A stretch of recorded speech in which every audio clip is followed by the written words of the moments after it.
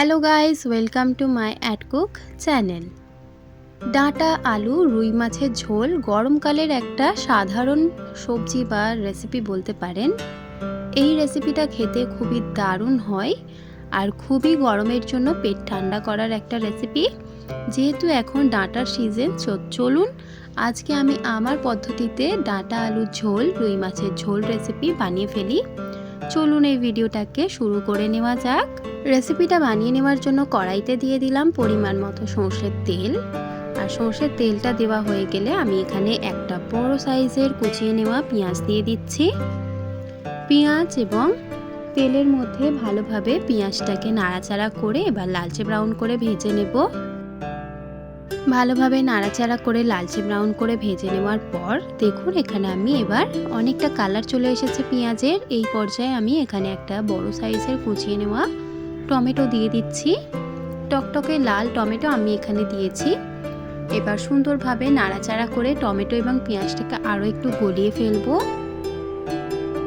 যত একটু লালচে ব্রাউন করে পেঁয়াজ এবং টমেটোটা ভাজবেন ততটাই কিন্তু গাঢ় ঝোল হবে। আর ভালোভাবে লালচে হয়ে এসেছে দেখুন। এই পর্যায়ে আমি দিয়ে দিচ্ছি 1 চা চামচ পরিমাণে হলুদ গুঁড়ো, দিয়ে দিচ্ছি ঝাল লঙ্কার গুঁড়ো 1/2 চা চামচ পরিমাণে, ঝালটা আপনারা আপনাদের হিসাবে বুঝে দেবেন।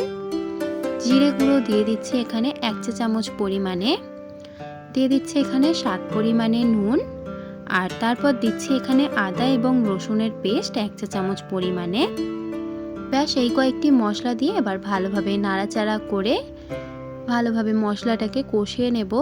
মশলাগুলো দিয়ে পেঁয়াজের সঙ্গে কষিয়ে নেওয়ার সময় যদি জলের প্রয়োজন হয় অবশ্যই অল্প অল্প জল দিয়ে আবারও কষিয়ে নেবেন। কষিয়ে নিতে নিতে দেখবেন খুব সুন্দর একটা গাঢ় গ্রেভি তৈরি হবে আর গ্রেভি থেকে কিন্তু তেল বেরিয়ে আসবে।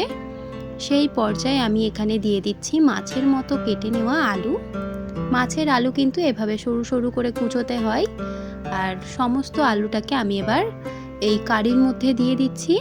এবার ভালোভাবে হাতা দিয়ে নাড়াচাড়া করে একটু কষিয়ে নেব আলুটাকে একটু হাফ গলে আসা পর্যন্ত। আলুটা এখানে আমি 3 থেকে 4টে নিয়েছি মিডিয়াম সাইজের আলু। ভালোভাবে নাড়াচাড়া করে আমি এবার আলুটাকে কষিয়ে নিচ্ছি।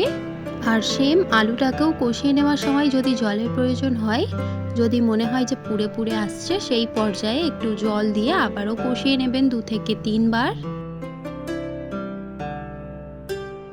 দেখুন আলুটাকে কষিয়ে নিতে নিতে আলুর মধ্যে কিন্তু খুবই সুন্দরভাবে রঙটা ধরে নিয়েছে।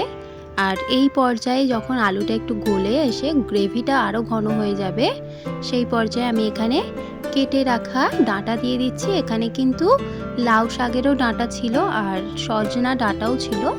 আমি 2 রকম ডাঁটা মিক্স করে দিচ্ছি, চাইলে আপনারা শুধু সজনা শাকের ডাঁটা দিয়ে বানাতে পারেন। এখানে আমার কাছে ডাঁটাটা ছিল তাই আমি ব্যবহার করে নিলাম। সমস্ত ডাঁটা এবার আমি দিয়ে দিচ্ছি এই আলুর মধ্যে। এবার ডাঁটাকে আর আলুটাকে ভালোভাবে নাড়াচাড়া করে 2 থেকে 3 মিনিট কষিয়ে নেব। বেশি কিন্তু ডাঁটাকে আলুর মধ্যে দিয়ে কষালে ডাঁটা কিন্তু পুরোপুরি খুলে যাবে। ডাঁটাকে অনেকক্ষণ ধরে কষাতে নেই, না হলে কিন্তু ডাঁটা খুলে যেতে পারে। এখানে আমি 2 থেকে 3 মিনিট ভালোভাবে কষিয়ে নিচ্ছি। ডাঁটাটাকে কিন্তু আলতো হাতে ভালোভাবে কষিয়ে নিচ্ছি। আর এখানে কষিয়ে নেওয়া হয়ে গেছে সমস্ত ডাঁটাটা, আমি কোনো রকম জল দিয়ে কষাচ্ছি না। তারপর ভালোভাবে কষিয়ে নেওয়া হয়ে গেলে এবার আমি পরিমাণ মতো জল ঢেলে দিচ্ছি ঝোলটাকে ফুটিয়ে নেওয়ার জন্য। ব্যাস এই পর্যায়ে আমি 2 কাপ পরিমাণে জল দিয়েছি। আপনাদের যতটা তরকারির মধ্যে ঝোলের প্রয়োজন হবে ততটা পরিমাণে কিন্তু জল দিতে পারেন। আর জলটা অনুমান করে দেবেন যে সবজিগুলো যাতে গলে যায় আর ঝোলটাও কিন্তু ভাতের সাথে খাওয়ার মতো যাতে থাকে, সেই পরিমাণ করে জল দেবেন। তারপর আমি হাতা দিয়ে নাড়াচাড়া করে দিচ্ছি, অ্যাডজাস্ট করে দিচ্ছি একটু। অ্যাডজাস্ট করে দেওয়া হয়ে গেলে এবার এই ঝোলের মধ্যে আমি একটা একটা করে ভেজে রাখা রুই মাছ দিয়ে দিচ্ছি।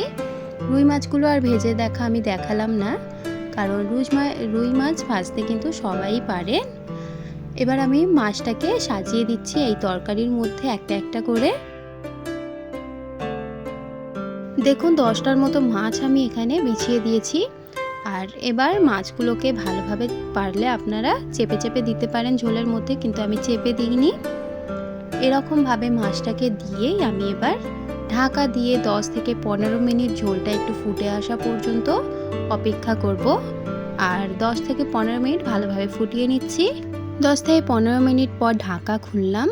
দেখুন ঝোলটা আমার এতটা পরিমাণেই প্রয়োজন। আর এবারে আমি গ্যাসটাকে অফ করে স্ট্যান্ডিং টাইমে রেখে দেব।